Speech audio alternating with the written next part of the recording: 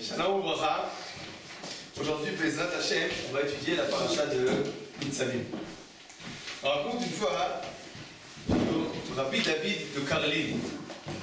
C'était un grand admour chassidé. Et une fois, il était chez Artibo, donc il devait être le responsable de faire la tfila. Et il commence la tfila de Rosh Hashanah. Et il y a là-bas un passage qui s'appelle Hamelech. Alors comment on dit ça avec il y a une certaine, comment ça s'appelle, une certaine mélodie. Hamelech. Donc le roi. Et Rabbi David donc, qui dit le mot Hamelech, le roi. Et tout d'un coup, il s'évanouit. Alors automatiquement tous les élèves comme ça, ils s'attendent autour de lui, qu'est-ce qui se passe, le rab, etc. Il amène un verre d'eau, et bon, il reprend ses esprits, et ils lui disent, Rav, qu'est-ce qui s'est passé? Pourquoi vous n'êtes pas bien senti?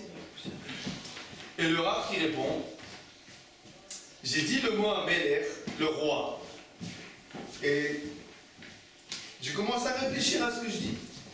Et attends, mais une seconde. Si je viens voir le roi, comment je viens le voir? Je me suis préparé, je me suis bien habillé, je me suis baigné, j'ai préparé un cadeau. Et voici que moi, j'arrive à Rosh Hashanah, et je dis à Melech, le roi, et je me rends compte qu'en fait, je ne me suis pas suffisamment préparé. Alors c'est pour ça que je me suis évanoui. Alors c'est l'histoire de Rabbi David et Karlin. Et tout ça pour vous dire tout simplement que la paracha de Nitzavim arrive tout le temps, tous les ans, avant Rosh Hashanah.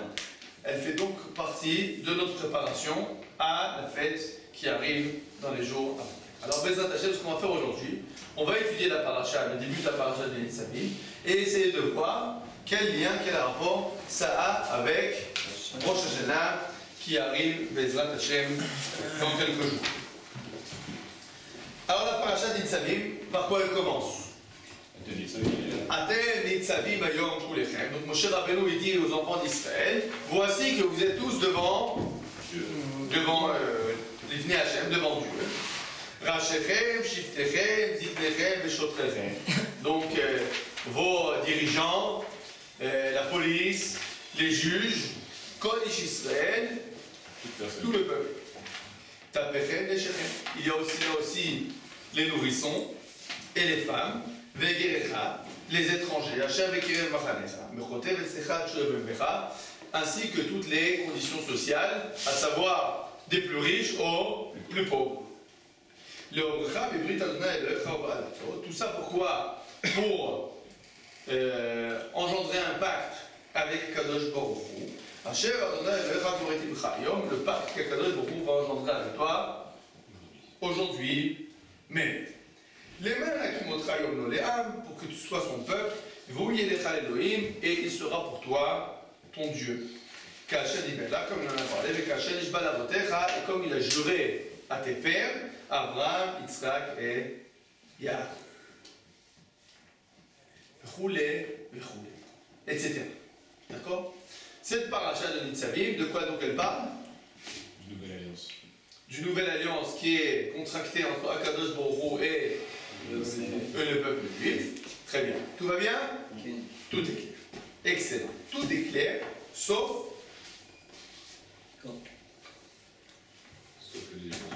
que la paracha, apparemment, elle ne commence pas du tout à l'endroit où elle devrait commencer. Et pourquoi je vous dis la chose suivante? Ouvrez la paracha précédente, paracha de Kitavo. Le shvi de la paracha. Qu'est-ce qu'on a dans le chichi de la paracha? Vous vous rappelez le chichi de la paracha? Vous avez tous fait évidemment Rashi sur la paracha. Donc vous savez que le chichi de la paracha, c'est le plus long, en effet. Et c'est là-bas qu'il y a les cladot. Donc le chichi, il est énorme. Toutes les cladot. On arrive au shvi de paracha de Kitavo. Qu'est-ce qu'il y a marqué là-bas? Vaïkra Moshe et Kol Israël. Moshe a appelé tout le peuple juif. ויאמר עליהם, il leur a dit, אתם ראיתם את כל אשר עשה אדוני לבניכם ולבני ישראל לקרוא כל אדם וחלומתו. Vous avez vu tout ce qui s'est passé en Égypte, Amassot Agedolot, etc., etc. Et Pasuk Tet, אתם ניצבים היום כולכם. Qu'est-ce que je suis en train de vous dire là? commencer la paracha. Parce que vous vous rendez compte de ce qui s'est passé? Vous vous rendez pas compte de ce qui s'est passé. Je vais vous expliquer en français. Ce qui s'est passé, c'est que Moshe Rabbeinu, après qu'il y a eu les cladotes, il a commencé à faire un discours. Un discours qui a été fait devant qui? C'est marqué dans le passage Aleph. El Kol Israël. Il a appelé tout le peuple juif. Il commence à leur parler. Pourquoi il n'a pas commencé par Atem Passouk 9, donc au deuxième verset du même discours, Moshe Rabbeinu dit Atem Nitzalim Hayom Kulechem. Quelle question se pose? Pourquoi Atem Nitzalim, c'est pas juste après le premier Passouk? C'est pas la suite du premier Passouk du Père Kaftet. Le premier verset. Très bien, alors dit de façon différente. Il n'a pas inversé. Pourquoi la parachat? D'accord. Encore une autre question. Pourquoi la paracha Nitzalim elle commence pas au Pérec Kaftet? Je vais vous donner la preuve par 9 que la logique dit qu'on devrait commencer où? Au juillet. Au juillet, quelle est la preuve? Comment se dit D'abord, il a appelé tout le monde. Regardez comment les chrétiens ont séparé. Comment les chrétiens ont séparé Pérec. les parachiotes? Ils ont commencé où le nouveau Pérec? Au Chivérien. Au Shvi. Vous savez que la séparation par chapitre est une séparation chrétienne. Les chrétiens, ils ont commencé où le nouveau chapitre? Le Shvi, le Parashat Kitavo. Donc le Pérec 29, il commence où? Parashat Kitavo. Parashat Nitzavim, Tet Pasuk. Pasuk Tet. Pourquoi les chrétiens ils ont séparé comme ça? Parce que c'est logique. Il s'agit d'un discours. Tu coupes pas un discours en plein milieu. Donc puisqu'il s'agit d'un même discours, donc le discours il commence à la fin de Parashat Kitavo, on devrait commencer la nouvelle Parashat au début du Pérec Kaftet. Ça c'est la logique chrétienne. Mais voici que les Juifs, eux, qu'est-ce qu'ils ont fait? À la Juive, ils coupent en plein milieu. En plein milieu. Tu coupes en plein milieu. Moshe Rabbeinu commence à parler. On oublie. Une semaine est passée. On a complètement oublié ce qui s'est passé à la fin de Parashat Kitavo. D'accord? On arrive. Parashat Nitzavim. Vive l'entourloupe. Moshe Rabbeinu, on commence en plein milieu du discours. Et qu'est-ce qui se passe en plein milieu du discours? Le discours, il y a une redondance. En plein milieu du discours, c'est quoi? Après qu'il y a écrit dans le premier verset, Moshe Rabbeinu a assemblé tout le peuple juif et il leur a parlé. Qu'est-ce qu'il leur dit au 9e verset? Vous êtes tous là. On a compris qu'on est tous là puisqu'il a assemblé tout le monde. C'est logique, non? S'il a assemblé tout le monde, donc tout le monde est là. C'était pour mettre l'accent sur ces paroles précisément.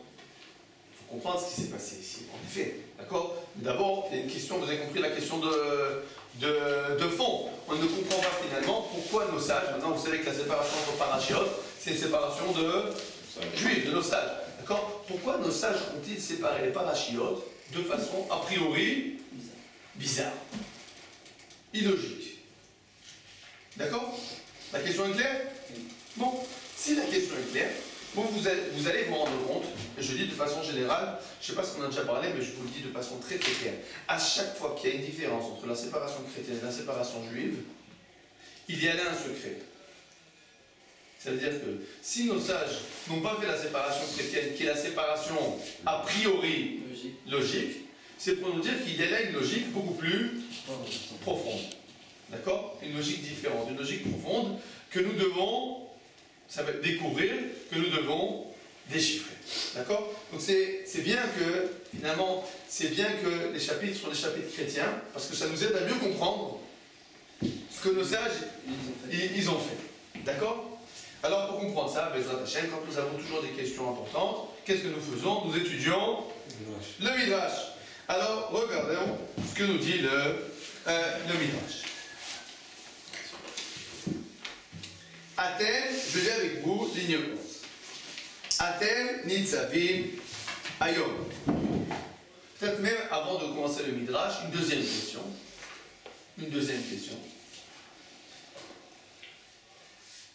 Il n'y a pas un intrus là dans les personnes qui sont invitées? Si, tout le deuxième passouk. On dit Ish Israël, après on fait les détails. D'accord. Donc tout le peuple juif. Et ensuite, qui c'est qui est marqué? Guérecha. Non, Guérecha, c'est pas un intrus, parce que c'est l'étranger qui s'est converti. on dit tout le monde, des plus pauvres aux plus riches. Mais a priori, on ne comprend pas pourquoi il est là. Qui c'est qu'on comprend pas pourquoi il est là? Je regarde les débuts du passage. Tapéren. Les nourrissons. Ils comprennent rien. Pourquoi ils sont là? On va tous écouter le discours du grand rabbin. Qui c'est, on va tous? Hein? C'est les femmes, elles vont aussi au truc. Ah, tu dis parce qu'on n'a pas trouvé de visiteurs. Donc c'est un problème technique. Ça marche. Voilà. Si c'était un problème que technique, ce ne serait pas le début du passou quand même. Tapechem, vos enfants, Neshechem, vos femmes. Tu aurais dû dire bon, Neshechem, mais Tapechem, parce que c'est qu'on va laisser des gosses. D'accord? Donc tu vois, tu mets les nourrissons. Regarde ce que nous dit la Gemara dans Masechet Sofrim. Donc ligne 8. Bayom, Shoshivut, Rabbi Elazar, Ben Azaria, Beishiva, quand Rabbi Elazar, Ben Azaria était nommé Rosh Yeshiva, Patar, Ve'amar. Alors il a expliqué le passage suivant. Alors les hommes, ils viennent étudier. Nashim, les femmes, elles viennent s'associer. Taf, les mabas. Mais les enfants, pourquoi ils sont venus? Les enfants, les nourrissons, pourquoi ils sont venus? Alors, votre réponse à vous, c'est quoi? Pas de babysit. Ça, c'est votre réponse à vous. Mais nos sages, ils considèrent que c'est une réponse trop technique. D'accord? Et donc la réponse qu'ils nous disent, c'est pour donner un salaire, un mérite à ceux qui les amènent. Vous avez compris? Ça, c'est une réponse beaucoup plus logique. Qui a rapport avec la paracha. Donc d'accord? Quel rapport avec la paracha? Première question. Deuxième question, qu'est-ce que ça veut dire que il y a, comme ça s'appelle, une valeur à les amener? C'est-à-dire que nos sages, qu'est-ce qu'ils nous disent là? Ils nous disent, ils ne sont pas restés à la maison parce qu'on ne les a pas amenés avec nous parce qu'on n'a pas pu les garder à la maison. On les a amenés avec nous parce que c'est important qu'ils soient là. Mais pourquoi? Ça n'a pas expliqué. Oui. C'est même pas important pour nous, en plus, c'est important pour ceux qui les ont amenés. Oui, c'est important. Donc c'est important de les amener. Ça donne un mérite à ceux qui les amènent. En quoi? Si finalement ils n'ont rien à faire ici. D'accord? Bon, je résume. Deux grandes questions que nous avons sur la paracha. Premièrement, pourquoi le discours de Moshe Rabbeinu est coupé en plein milieu? Deuxièmement, pourquoi pas emmener les enfants? Maintenant qu'on a compris, qu'on a posé ces deux questions, nous allons, Bezrat Hashem, essayer de comprendre plus profondément notre paracha. Alors, nous allons lire le Midrash ensemble. Ligne 21. Ensemble, Bezrat Hashem, ligne 21. C'est quoi le Masechet Sofrim? Masechet Sofrim, c'est une masechet qui est marquée dans la Gemara. D'accord? C'est une des Gemara. Mais c'est une masechet qu'on appelle, c'est des petites masechetot. C'est-à-dire que ce sont des braïtot. Ce ne sont pas des Gemara. D'accord? Amar Chizkiya, beno shel Rabbi Chia. Donc Chizkiya, le fils de Rabbi Chia, a dit la chose suivante. Lama nismecha parashazo le parashat klalot. Pourquoi la parashat Nitzavim apparaît après la paracha de Kitavo, la paracha des Klalot? Les fiches Shamou Israël, Mea Klalot, Chassacha. Dans parachat Nitzavim, il y a 100 Klalot moins une, c'est-à-dire 99. Ok? Chez Nehemar et Parachazo, Chutz Parvaim et déjà chez Nehemar et Betorat Kohanim. À part les 49 qui sont marqués dans parachat Vaikra, dans parachat Berukotai. Miyad Oreku Penehem. Alors, une fois que les Israéliens ont entendu les 99 Klalot, alors ils sont devenus verts, donc leur visage est devenu vert, ils n'ont pâli en fait. Miyachol Amod Belu, mais qui c'est qui peut tenir le coup? Miyad Kara Otan Moshe Vayam et Faïsan. Alors Moshe Rabbeinu, qu'est-ce qu'il a fait? Venez mes enfants, je vais vous consoler. Alors comment il les console? Makti les malam inaynan Vaikra Moshe Kol Zikne Israël. Alors Moshe il a assemblé tout le peuple juif. Amazot Agedolot Batavo Lamakom Azé Bechoulé. Alors il leur dit, bon, Akadosh vous a sorti d'Égypte, et vous a fait des miracles, et vous n'écoutez pas, et alors, et malgré cela, je ne vous ai pas exterminé. Donc qu'est-ce qui se passe? À la fin de Parashat Kitavo, regardez les psukim. Regardez pardon, pas sous belle. Ça fait 40 ans que je vous mets dans le désert. Vos habits ne se sont pas abîmés. Très bien. Ensuite, passons guillemets, par exemple. Mais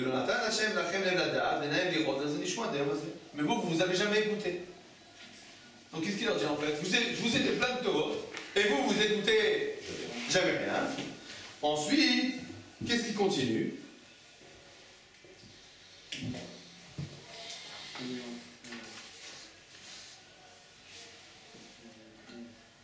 Alors, on va dire tout de suite la ligne 34.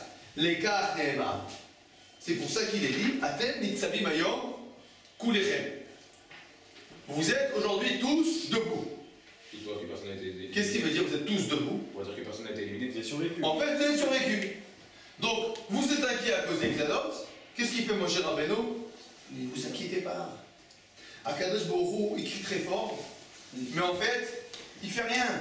Voilà, regardez la preuve. Vous avez fait plein de bêtises, vous avez fait les 400 coups, mais finalement, vous avez pas été renvoyé. Donc, vous inquiétez pas. En gros, quoi, le directeur de l'école, il dit faites attention aux jeux de guerre, et le prof qui dit aux enfants vous inquiétez pas. Il n'est pas sérieux. Vous avez compris? Il y a un manque de crédibilité alors. Hein? Il y a un manque de crédibilité un peu. Bah oui. Je comprends. Moshe Rabbeinu, en fait, qu'est-ce qu'il fait là? Chas v'shalom, hein. Shalom. A priori, d'accord? Comment le Midrash l'explique? Mais c'est pas logique ce qui se passe là. Qu'est-ce que ça veut dire? Moshe Rabbeinu, il vient les consoles. Il vient les consoles? C'est pas normal. Bon, première question. Deuxième question. Deuxième question qu'on doit se poser quand on lit cette paracha. Nos sages nous disent que quand les enfants d'Israël ils ont entendu les clalotes, ils sont devenus verts. Vous savez que c'est marqué dans les psukim, qu'ils sont devenus verts.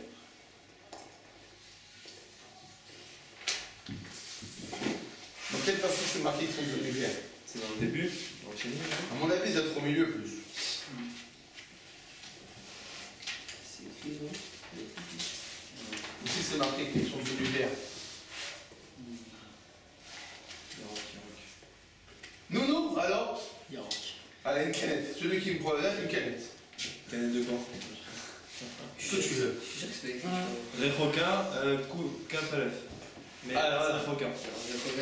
Où c'est que c'est marqué? Non, c'est pas ça? Non. C'est pas écrit, je suis sûr que c'est pas écrit. C'est pas écrit. Dans Rochia, on a acheté Une canette. Continue à chercher, continue à chercher. C'est un millier Bon, de la étant donné que je veux qu'on arrive en chercher un après, alors. C'est vrai le fait que justement il donnait chacun des détails de toute personne qui est là pour dire qu'ils avaient peur, du coup il a été obligé de tout là tout Où c'est que s'attendait. c'est marqué, ils sont devenus verts. Il est peur, c'est. Ils sont pas marqués. D'accord. Très bonne réponse. Tu as perdu la canette, puisque tu n'as pas trouvé ce que c'est marqué. Mais. C'est pas marqué. C'est pas marqué, en bouteille. À chaque fois que le Midrash il raconte des histoires, c'est jamais marqué. Il y a des histoires. Ça veut dire quoi? C'est des histoires. On a toujours compris que. On a déjà expliqué que le Midrash c'est quoi? C'est le jaune. Doresh. Donc il faut creuser. Alors on sait que c'est marqué. C'est pas marqué dans le sens littéral. Il faut creuser. Où c'est que c'est marqué? Alors c'est tout simple. Où c'est que c'est marqué? C'est aiguillé. C'est logique. Pourquoi c'est logique? Ils ont pas parlé, donc je dirais que. Ah, ils ont pas parlé. Ils étaient estomaqués comme ça. S'il y a besoin de leur dire à Tamit, ça dit qu'ils avaient. Si le prof il vient et dit vous inquiétez pas, le Menel écrit. S'il y a besoin de leur dire à Tamit Salut, c'est quelque part ils avaient peur. Tu aurais dû répondre du Midrash. Oui, peut-être du je Midrash. En Bretagne, vous savez qui est vert? Chacun d'entre nous. Quand on lit la parachat Kitabo, on devient vert. Pourquoi on devient vert? Mais dis-moi, tu te rends compte ce qui est marqué là dans le parachat Kitabo? C'est horrible ce qui est marqué là-bas. Dans le parachat Kitabo, il y a marqué comme ça. Si vous faites les mitzvot, vous serez le top du temps, vous serez à la tête, vous allez me défoncer, ça va être génial, tout le monde va s'enfuir devant vous, etc. Bon, jusqu'à présent, c'est très bien. Commence le chichi, et sinon? Et alors là, sinon, alors là, eh ben il va rien rester debout. Même un grain de riz ne va pas rester. Rien. Je vous extermine, je vous élimine, il vous éclate, il vous explose, il vous tue, il vous sort en galoute, rien. Même on va vous vendre en esclave, et les gens ne veulent même pas vous acheter. C'est ce qu'il y a marqué. C'est même plus vert. Les gens ils veulent vous vendre un esclave et même en tant qu'esclave, un juif ça vaut pas. On l'a vu ça dans l'histoire juive ou pas? On l'a vu dans l'histoire juive. Avec les Romains. Mais on a vu ça plusieurs fois dans l'histoire. Les cheveux aussi. Ça veut dire que le juif était rien. Alors, quand tu lis ça, comment tu sens les choses? Tu deviens vert. Pourquoi tu deviens vert? Pourquoi tout celui qui a Parashat Kitavo, il devient vert? Parce qu'il a peur. Il a peur. Pourquoi il a peur? C'est s'il se rend compte il risque de prendre cher. Pourquoi il a peur? Pourquoi véritablement il y a lieu d'avoir peur? Parce qu'on peut pas être sûr et certain de faire entièrement le mitzvah. Parce que tout simplement, je te dis, mais c'est peine ratée. C'est sûr qu'on va jamais y arriver. Ça veut dire que nous savons bien que dans toute l'histoire du monde, d'accord, tu as eu, comme ça s'appelle, des empires qui se sont élevés au firmament et ensuite écrasés de la manière la plus totale. D'accord? Et a priori, quand tu n'as Parashat Kitavo, alors bon, tu commences, tu dis, bon, c'est bien, on va être les meilleurs. Bon, tu continues la Parashat, tu te dis, c'est moins marrant ça. A priori, nous n'avons aucune chance. C'est-à-dire que quand tu vois, si on va dire comme ça, au vu des, comment ça s'appelle, au vu de ce qu'on attend de nous, de faire toutes les missions, etc., on va dire, c'est perdu. C'est perdu d'avance. Et donc, qu'est-ce qui se passe quand on lit les Parashat Kitavo? Tout celui qui lit, qu'est-ce qu'il a? Il commence à avoir mal au ventre. D'accord? Il a mal au ventre, il devient pâle, et sa femme lui dit, mais qu'est-ce qui s'est passé? Pourquoi tu ne te sens pas bien? Et qu'est-ce qu'il répond? Ben, si tu avais lu comme moi les psukim, tu te rendais compte que nous n'avons pas de choses. C'est comme ça qu'on lit Parashat Kitavo. Et qu'est-ce qui vient, mon cher Rabbeinu? Qu'est-ce qu'il leur dit? Ah non. Mais non! Vous inquiétez pas! Il crie, c'est pas vrai, il est pas sérieux. C'est pas vrai. À qui il parle? Je sais pas. Mon cher Rabbeinu, à qui il parle? Les sept. D'accord, à quelle époque? Avant d'entrer en Israël. Avant d'entrer en Israël. Donc il s'agit de quelle année du désert?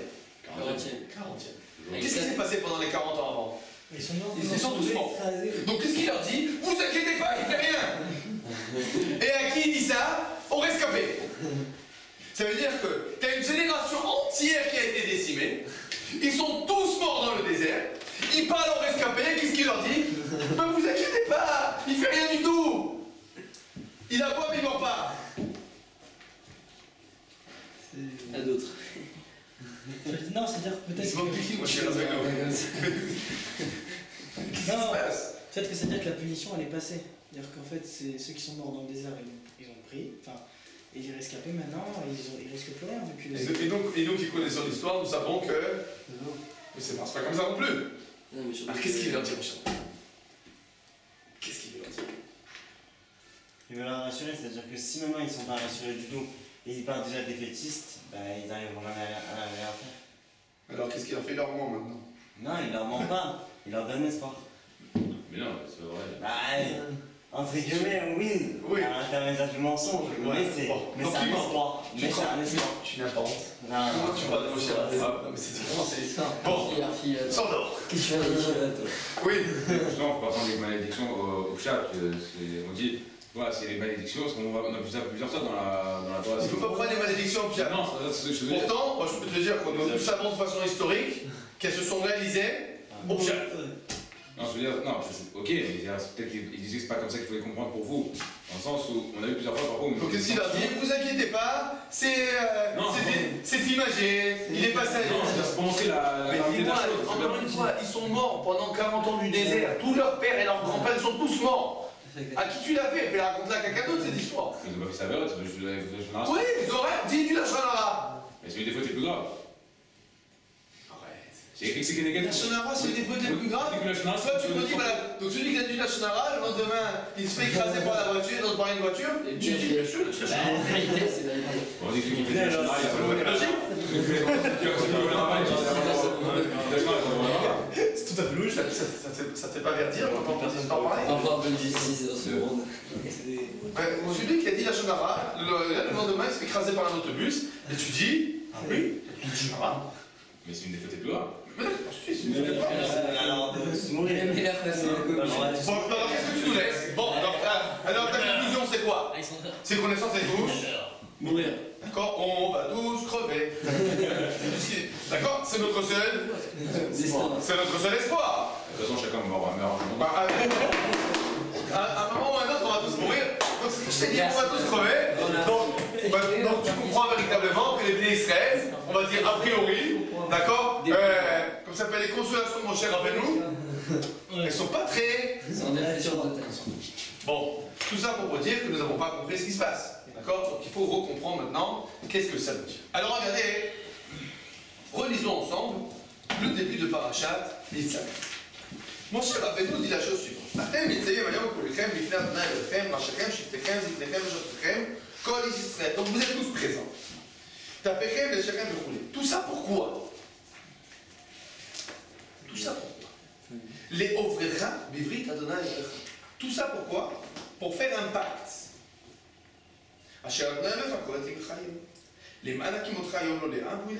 Et c'est quoi le sens de ce pacte? Allez, on recommence de nouveau. C'est quoi le sens de ce pacte? Vous êtes son peuple, il est votre Dieu. Comme il a parlé, il te l'a dit. Et comme il a juré à tes pères, Abraham, Isaac et Jacob. Qu'est-ce qu'il n'y a pas marqué ici? Qui va rien faire. Qu'est-ce qu'il n'y a pas marqué ici? C'était quoi l'alliance? Il leur a dit, il leur a dit. Qu'est-ce qui n'est pas marqué ici? Réfléchissez. Il y a quelque chose qui n'est pas marqué ici. C'est quoi l'alliance? Ah, c'est marqué, c'est quoi l'alliance? Mais quand tu dis c'est pas marqué, c'est quoi l'alliance? Qu'est-ce qui te dérange en fait? Il y a quoi de nouveau? Il y a quoi de nouveau? D'accord. Qu'est-ce qui n'est pas marqué? Il n'y a pas marqué. Les malédictions. Il n'y a pas marqué quoi? Qu'est-ce qu'on est censé faire? Et qu'est-ce qu'on est censé pas faire? A priori, le pacte, c'est sur quoi? Sur l'action. Conditions du bon. D'accord? Les conditions, c'est quoi? Vous vous comportez bien, tout va bien. Vous vous comptez pas bien, tout va plus mal. Et qu'est-ce qui se passe? Si on voit les choses comme ça, vous comptez bien, tout va bien, vous comptez mal, tout va mal, alors qu'est-ce qu'on se passe? On devient vert. On devient. Qu'est-ce qu'il vient, mon cher Rabbeinu? Il leur dit. Le brit, il est sans condition. Le brit, c'est quoi? Il est sans condition. C'est quoi le brit? Vous êtes son peuple, il est votre Dieu. Tout ça pourquoi? Et tout ça pourquoi? Parce qu'il a juré à vos pères. Qu'est-ce qu'il leur dit en fait? Qu'est-ce que mon cher Rabbeinu, il vient, il leur dit? Qui vous abandonnera pas complètement. Jamais il ne vous abandonne. Parce qu'en fait, le pacte, c'est pas. Ça dépend pas de vous. Si vous vous comportez bien, vous êtes mon peuple. Si vous vous comportez mal, vous n'êtes pas mon peuple. C'est pas ça le pacte. Si en effet c'était ça le pacte, comment on devrait être? Vert. Parce qu'en fait, on sait très bien que c'est raté. Mais le pacte, il n'est pas là. Le pacte, c'est quoi?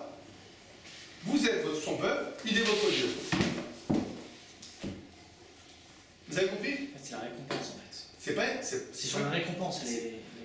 On va dire comme ça. Qu'est-ce qu'il a changé comme optique, mon cher Rabbeinu? Il n'y a plus de tenaille. Il n'y a pas de tenaille. Il n'y a pas de condition. C'est une alliance sans condition. A priori, quand on lit Parashat Kitabo, on a l'impression que quoi? Que c'est une alliance conditionnée à la vision. Quelle vision? Qui c'est qui voit les choses comme ça d'ailleurs? Les chrétiens. À savoir, vous vous comportez bien, vous êtes le peuple élu. Vous vous comportez mal, nous sommes le peuple élu. Je ne vois pas en quoi ils se comportent mieux que nous. Mais dans le principe, c'est ça l'idée. À savoir, tu es élu toujours avec condition. Ça, a priori, c'est ce qui se passe dans Parashat Kitabo. Donc il se base à peu près sur ça pour dire que la Misraël c'est plus le peuple élu parce qu'ils ont pas rempli la condition. Évidemment. Ouais, mais non, on aurait récupéré. Viens, mon cher Rabbeinu. Viens, mon cher Rabbeinu, il leur dit, le pacte, c'est quoi? Ils ont rien à faire. C'est quoi le pacte? C'est dans que Dieu. Vous êtes mon peuple, je suis votre Dieu. Voilà. On serre les mains. Voilà. Alors c'est quoi ce pacte en fait? Et tout ça pourquoi? Parce que j'ai juré à vos pères. Qu'est-ce qu'il dit en fait? Il s'agit d'un pacte inconditionnel. Bon, mais alors comment on comprend Parashat Kitabo? Une torquenette. Il y a aussi des souffrances, mais ça ne va pas jusqu'au bout quoi. Au contraire, la Parashat Kitabo, maintenant on va la comprendre complètement différemment. En fait, la Kadosh Baruch Hu dit, vous savez quoi? J'ai pas le choix, je dois vous garder. J'ai j'ai pas le choix, je dois vous garder. Pourquoi je dois vous garder? Parce que j'ai promis que j'ai Parce que j'ai promis. Donc maintenant, qu'est-ce qui va se passer? Comme j'ai pas le choix que de vous garder, ben, il va falloir que je vous remette sur le droit chemin. sur le droit chemin. Mais, vous avez compris? C'est-à-dire, en fait, c'est quoi? Il s'agit de l'homme et la femme qui arrivent chez le conseiller, comme ça s'appelle, conjugal, d'accord? Et le conseiller il commence par dire, bon, vous êtes mariés, sur ça, on revient pas. Maintenant, il va falloir qu'on travaille. Bon, alors, qu'est-ce que tu as à dire sur lui, qu'est-ce que tu as à dire sur elle, etc., etc. Il va sortir beaucoup de problèmes, beaucoup de choses qui vont faire mal, mais finalement, qu'est-ce qui va rester? Quelle est la base qui doit rester? Le mariage. Vous êtes mariés. C'est justement parce que vous êtes mariés qu'on va travailler. Parce que si vous n'étiez pas mariés, qu'est-ce qu'on aurait dit? Ben, séparez-vous. Si vous n'êtes pas contents l'un avec l'autre, eh ben ciao, bye bye. Non, on n'a pas le choix. On n'a pas le choix. On est marié femme, comme ça s'appelle à la juive, à la catholique. Ça veut dire que le mariage juif, entre Kadosh Baruch Hu et Am Israël, c'est un mariage catholique. On ne peut pas se séparer. Parce que c'est un pacte. D'accord? C'est un pacte, à savoir que Kadosh Baruch Hu dit, vous êtes mon peuple, je suis votre roi. Et donc, passez là. Ah, alors quoi, je vais vous subir? Quoi, je vais vous subir? Non. Si vous ne vous comportez pas bien, eh bien vous serez bien que vous le vouliez ou que vous ne le veuillez pas. C'est le père qui dit à son fils, écoute mon fils, je ne peux pas te renvoyer de la maison, mais tu ne vas pas me faire la chemin. Donc si tu te comportes mal, je te remets dans le droit chemin. À toi de choisir maintenant. Si tu te comportes bien, tu auras des bonbons. Et si tu te comportes mal, tu auras des claques. Mais dans tous les cas, il y a quelque chose qui est sûr dans tous les cas, c'est quoi? Sortir jamais de la maison. Si je sortirai jamais de la maison, tu seras toujours à la maison. À toi de choisir. Ou les bonbons ou les claques. D'accord? Qu'est-ce qui s'est passé en fait? C'est quoi la consolation de Moshe Rabbeinu? C'est pas que Moshe Rabbeinu leur dit vous inquiétez pas, il fait pas mal. Non, c'est pas ça la consolation. C'est ne vous inquiétez pas, vous ne serez jamais renvoyé. Vous serez toujours son peuple. Tout ce qui est marqué avant, hein, ça veut dire que des fois ce sera pas facile. C'est à vous de choisir quel type de relation vous allez avoir. Mais renvoyer aura jamais. C'est clair? Maintenant, pourquoi c'est important que les petits-enfants soient là? Parce que c'est la transmission. C'est la transmission, très bien. Autre élément. Tu as raison, transmission. Autre élément. Parce que... S'il s'agit... Pour montrer qu'ils sont concernés aussi. Ils sont concernés aussi. S'il s'agit d'un pacte, d'une alliance conditionnelle. On peut faire des conditions avec qui? Avec quelqu'un qui comprend. Avec quelqu'un qui comprend les conditions. À partir du moment où tu amènes un enfant, qu'est-ce que ça veut dire? Il n'y a pas de condition. Vous avez compris? C'est-à-dire que le fait même qu'il y a les enfants te montre qu'en fait, qu'il ne s'agit pas maintenant, comme ça s'appelle, des conditions. Vous êtes mon peuple si vous vous comportez bien. Les enfants, ils comprennent bien tout ça. Non. Vous êtes mon peuple comme ça, j'ai décidé.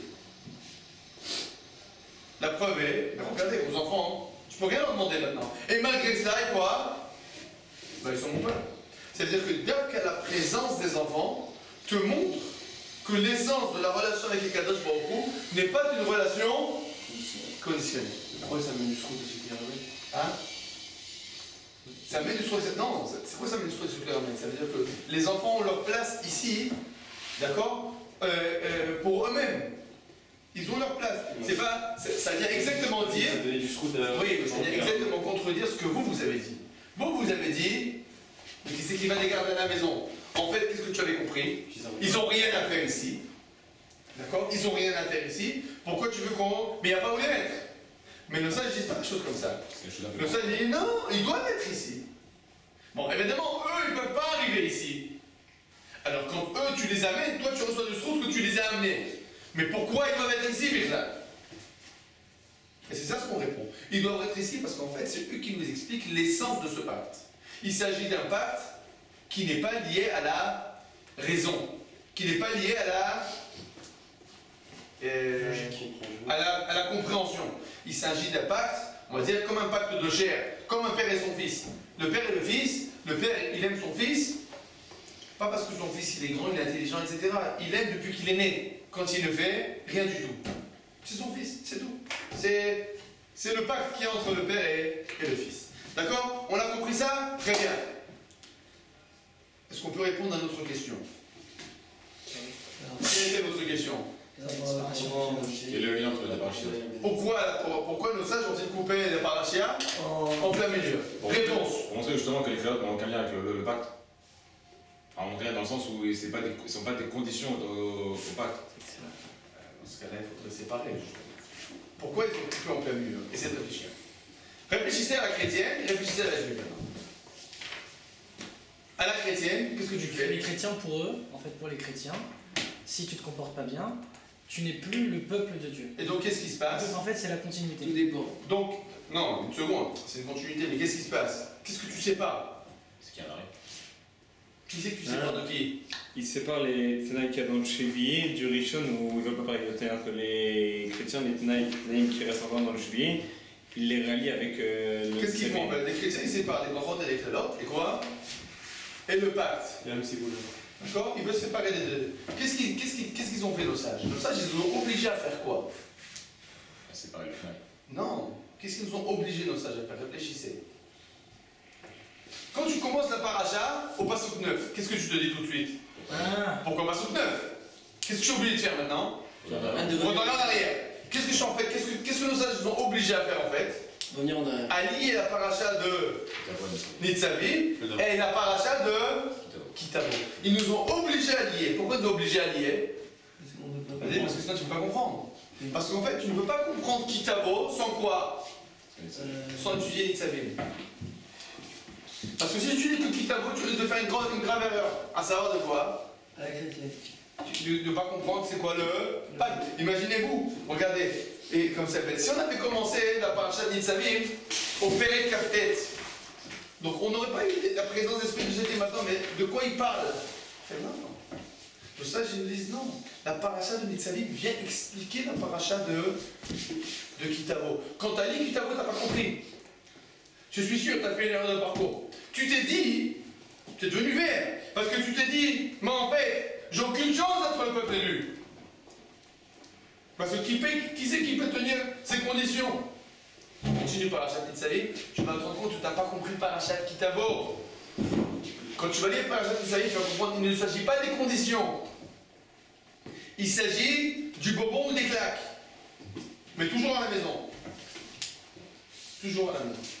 D'accord? C'est ça l'idée, comment ça s'appelle? C'est ça l'idée, a priori, du Midrash. Non, on aurait pu les mettre ensemble aussi, quand il y a tous les 4 ans, quand on fait Nagel Nitzavim Vayelech. Ouais, tu aurais pu faire tout Nitzavim après tout Kitavo, dans une seule paracha. Bon, ça, niveau technique, ça devient difficile, mais qu'est-ce qu'ils ont fait de sage?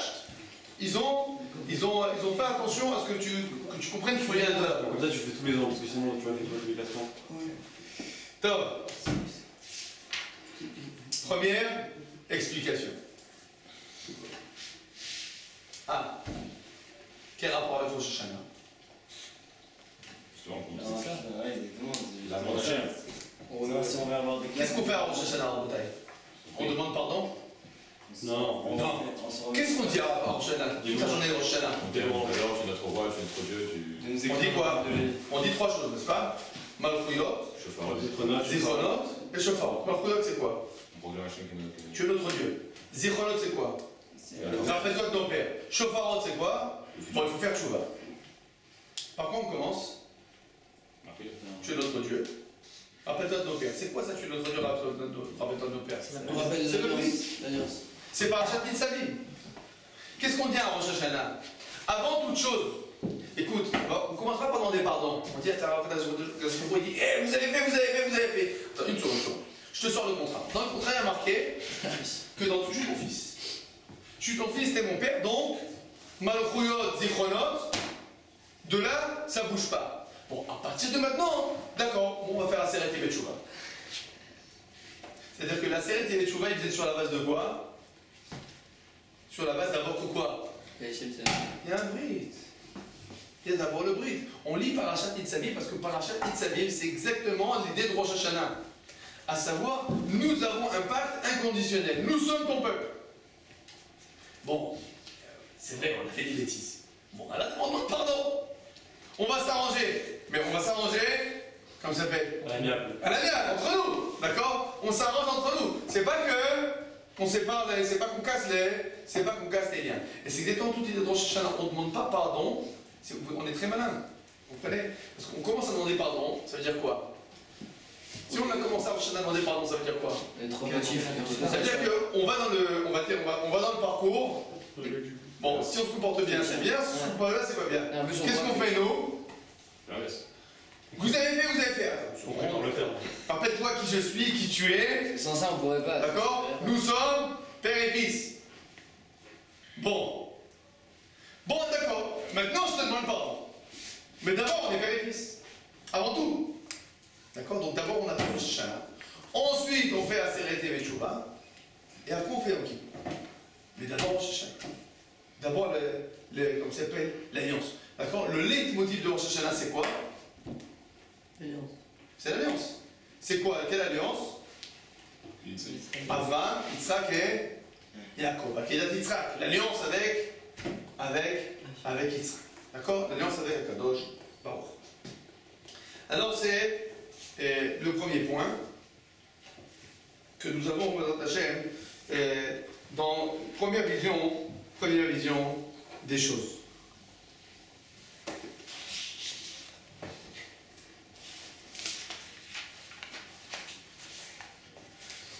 Le Midrash, il nous propose aussi, je vais réfléchir à ce que je dis.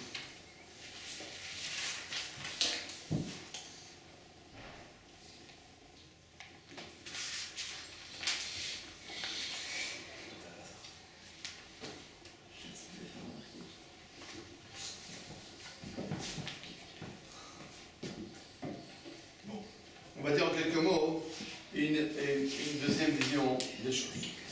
Regardez la ligne 34. Davara.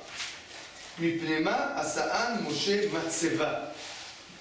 Mipne shemishtamshin midat Moshe midat Yehoshua. Pourquoi Moshe les a-t-il rassemblés? Parce qu'il passe maintenant de Moshe à Yehoshua. Qu'est-ce que ça veut dire? C'est l'ami des dieux. Vous avez entendu ce qui s'est passé aujourd'hui, ce matin,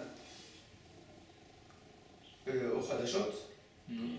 Alors, je vais vous dire, parce que moi j'ai passé mes enfants, et ils ont dit au Hadashot la chose suivante. Vous savez que le Paraguay, il y a quelques semaines, ils ont fait passer l'ambassade.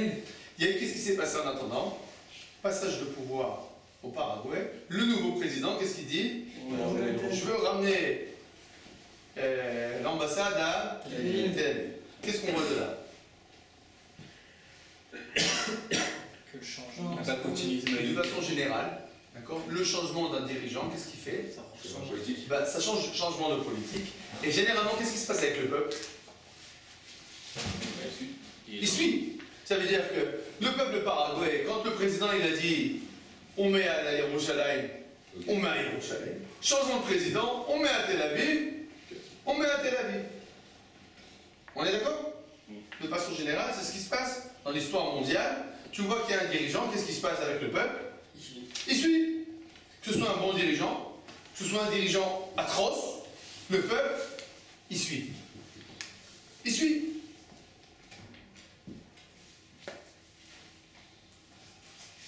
Et qu'est-ce qui se passe avec le peuple juif? Il y a maintenant un changement de dirigeant. Mon cher Rabbeinu va décéder, il va passer à Yehoshua. Et qu'est-ce qu'il leur dit? Atem nitzavim bayom kulechem. Vous êtes tous aujourd'hui debout. Lifne Hashem lekechem. Devant Akadosh Baruch Hu. Ah, c'est pas devant. Qu'est-ce qu'il veut leur dire? C'est pas devant moi, ni devant Yehoshua. Vous n'êtes jamais ni devant moi, ni devant Yehoshua. Vous êtes devant qui? Devant Akadosh Baruch Hu. Je vous préviens, en tant que peuple, de toujours garder votre pacte avec qui? Avec Akadosh Baruch Hu. Ça ne doit pas être dépendant de quoi? Du dirigeant, de l'environnement, etc., etc. Ça veut dire qu'il y a quelque chose de très spécial dans le peuple juif. Vous savez qu'on fait, là ce qui s'est passé, ce qu'on appelle Hakel. C'est quoi Hakel? Rassemblement. Qu'est-ce qui se passe quand on fait un grand rassemblement? Et une année de laquelle? On fait à Sukkot. On fait tous les 7 ans à Sukkot. Pourquoi on fait un grand rassemblement? Qu'est-ce qu'il y a de spécial dans le rassemblement? Il y a l'unité? Il y a l'unité. Autre chose, tu as raison. C'est quelque chose encore. La force de quoi?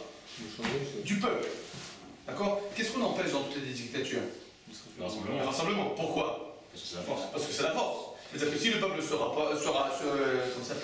rassemble, Renversement de pouvoir. eh ben, il peut avoir facilement renversement de pouvoir. Et bien si dans le peuple juif, le rassemblement il est organisé tous les 7 ans. Qu'est-ce que ça veut dire? Puis il n'y a pas cette crainte. Il n'y a pas cette crainte. D'accord, tu as raison, c'est-à-dire quoi? C'est-à-dire que dans le peuple juif, on attend du peuple tout le temps de se ressourcer sur ce point-là que quoi? Qu'il est devant Dieu et pas devant le dirigeant. C'est quoi l'année tous les 7 ans qui sera. Tous les 7 ans, d'accord? La première année après le Shemitah, à Sukkot, tout le peuple juif se rassemble à Yerushalayim. Une grande manif. Mais une grande. Tout le peuple juif. Qu'est-ce qui se passe en fait? Qu'est-ce qu'on veut ressourcer à ce moment-là? On veut ressourcer le sentiment du peuple que c'est lui qui est responsable et pas le dirigeant. Et pas le dirigeant. Pourquoi c'est important de faire ce ressourcement-là? Pour tout le temps qu'on n'oublie jamais, d'accord, que notre pacte il est avec Dieu. Il n'est pas dépendant d'un homme. C'est pas parce qu'on a un bon roi ou un mauvais roi ou un bon dirigeant ou un mauvais dirigeant qu'on doit se comporter. Pourquoi tu te comportes comme ça? Mais regarde, voilà, c'est. Il a dit. Ça n'existe pas chez nous, ça, il a dit. Ça s'est passé dans l'histoire juive, que des mauvais dirigeants, ils ont mal influencé le peuple. Ça s'est passé.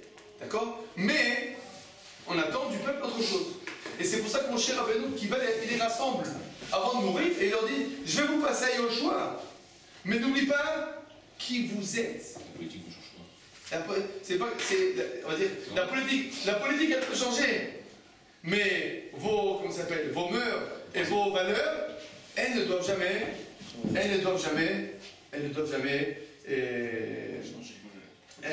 changer. Et c'est un point qui est très très très important. Finalement, d'accord, toutes les structures qu'on va avoir au niveau du peuple juif, au niveau léoumi, au niveau, comment ça s'appelle, au niveau national, d'accord, au niveau du collectif, elles sont censées nous aider à accomplir notre rôle. Mais jamais notre rôle va être dépendant de ça. C'est-à-dire que même si on a un mauvais roi, d'accord, on reste à garder notre rôle. Parce que notre pacte, il est avec qui? Avec Akadosh Baruch Hu. Notre pacte, il est avec Akadosh Baruch Hu. Donc le roi, s'il nous aide, c'est bien. S'il ne nous aide pas, tant pis pour lui. Nous devons continuer à agir, à accomplir notre rôle et notre devoir. Évidemment, ça aussi c'est important de se le rappeler. Avant Rosh Hashanah, ça veut dire que chacun d'entre nous, on vit dans un milieu. Ça peut être un milieu qui va être encourageant, ou un milieu qui va être pas encourageant, d'accord, à accomplir la volonté d'Akadosh Baruch Hu. Avant Rosh Hashanah, on se rappelle, Atem Nitzavim Lifnei Hashem Elokeichem. Vous êtes debout devant qui? Devant Akadosh Baruch Hu. C'est rien qu'Akadosh Baruch Hu que nous devons donner, comme ça s'appelle, des comptes, c'est rien que devant lui que nous sommes responsables.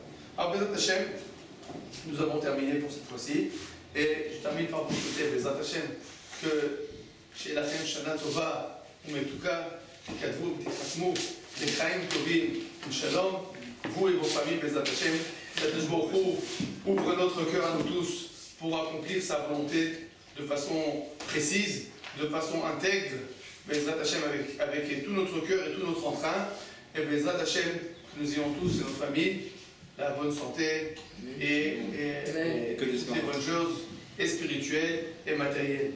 Bon, Adonai Leolam. Amen. Amen.